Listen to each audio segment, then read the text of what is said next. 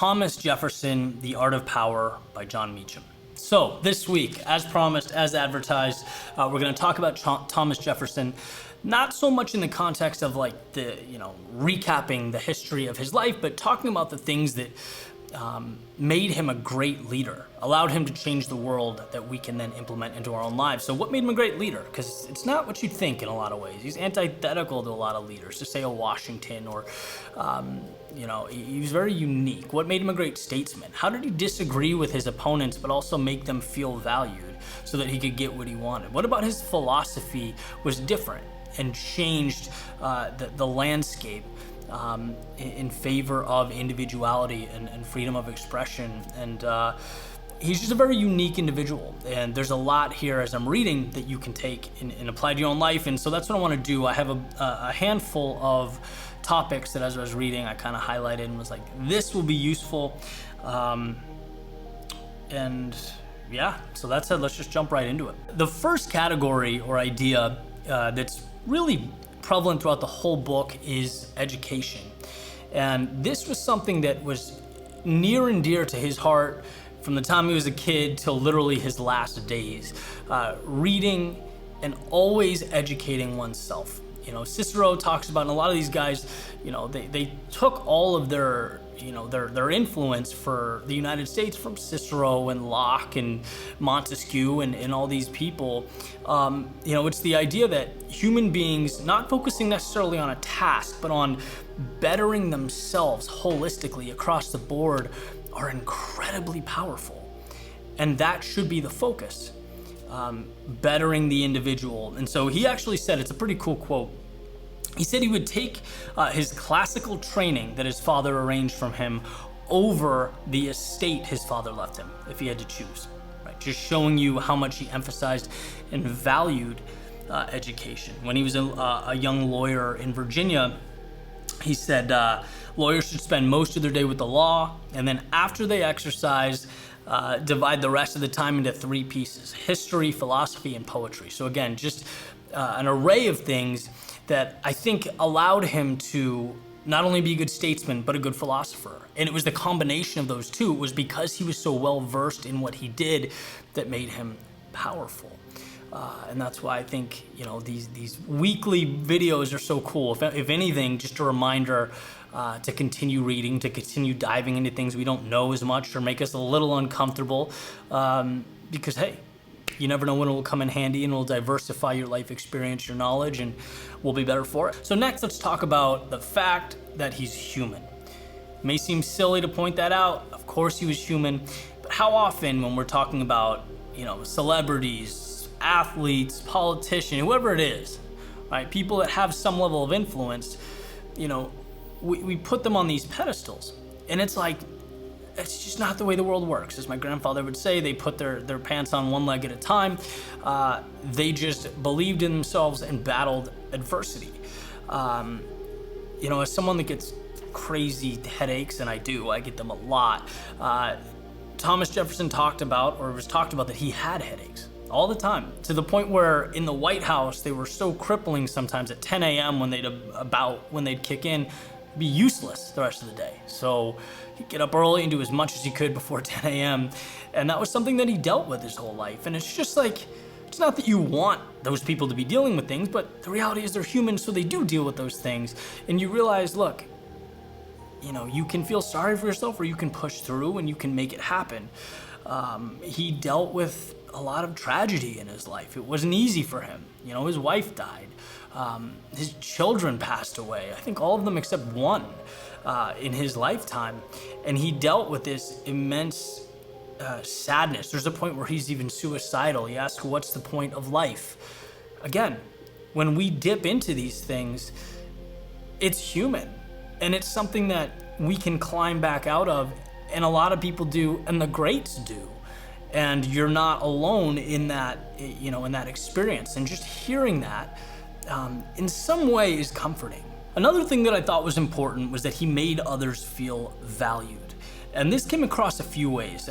One example is that, one of these dinners he had at the White House, there was a gentleman who was at the table and he wasn't, very well known, and you could tell he kind of felt left out from the conversation, and Jefferson made a point to prop him up and say thank you and kind of over exaggerate the value that he's providing for the country so that he would feel good and welcome.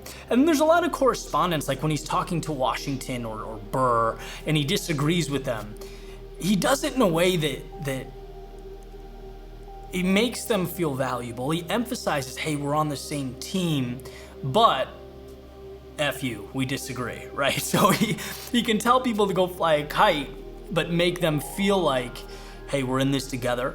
We're on the same side. We want the same thing, but no, thank you.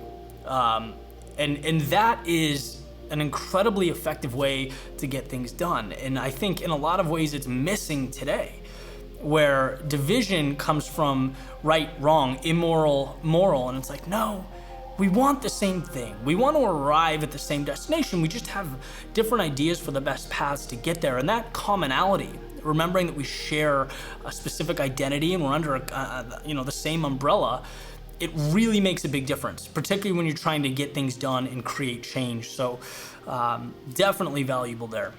Another idea, the power of progress. So with the political climate that really never changes, I mean, it's always two sides demonizing the other. There were a lot of times where he knew he wasn't going to get his way. But he realized that compromise or saying yes to part of what you want is better than standing firm and getting nothing at all. Because once you have what you want in place, you can then build on it, right? And I've talked about this with the problem with perfection. It's like, if you wait till you have the perfect thing, you usually wait your whole life. You don't get anything done.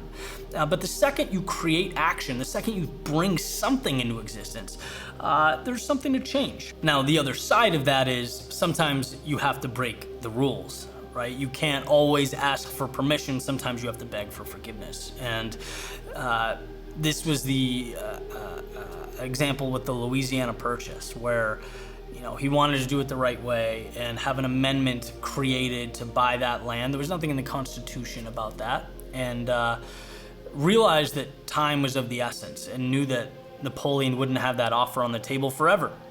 You just wouldn't, and knew that they had to act now. And so he took matters into his own hands. And was it completely constitutional? No. If someone else did it, would it have pissed him off? Probably.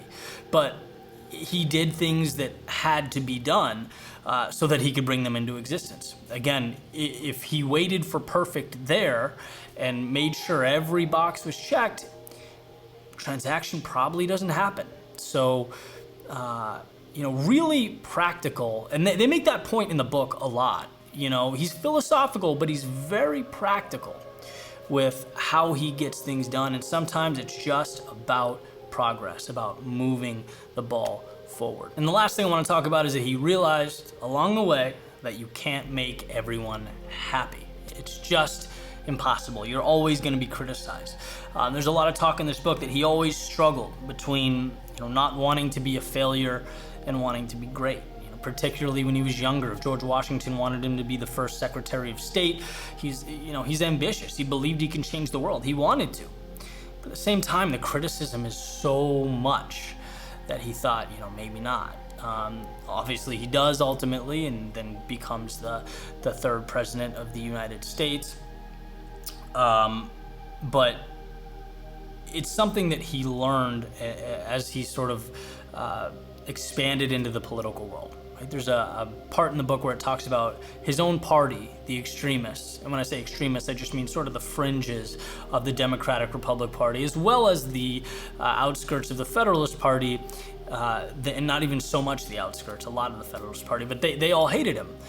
And he thought, good, right? That means I'm compromising. That means I'm in the middle. If you have a little bit of both sides throwing things at you and pointing fingers at you, you're probably doing the right thing. It's a complex, diverse population with a lot of different beliefs and a lot of different people.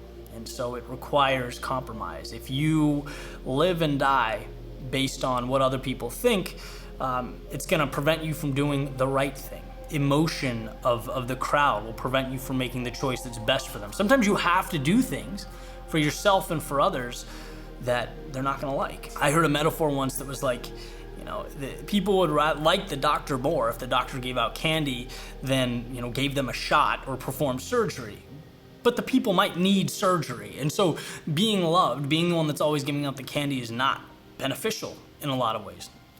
Most of the time, right? And so same thing with everyday life. If you're operating, under the premise that you don't want to piss people off, or you don't want to be criticized, or you kind of want to sneak under the radar, you can't add the value that's possible.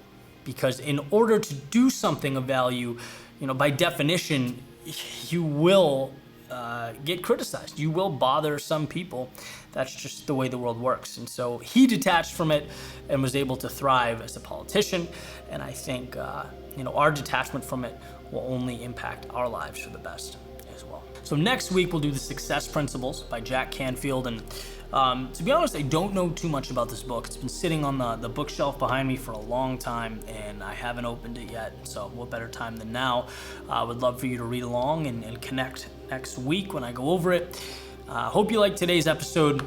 If there's anything that you felt was relevant that people would benefit from that I didn't talk about, throw it in the comments, and we'll convene down there and go over it. So don't be shy. Feel free to share your thoughts and ideas, and looking forward to next week. All right, have a great one, guys.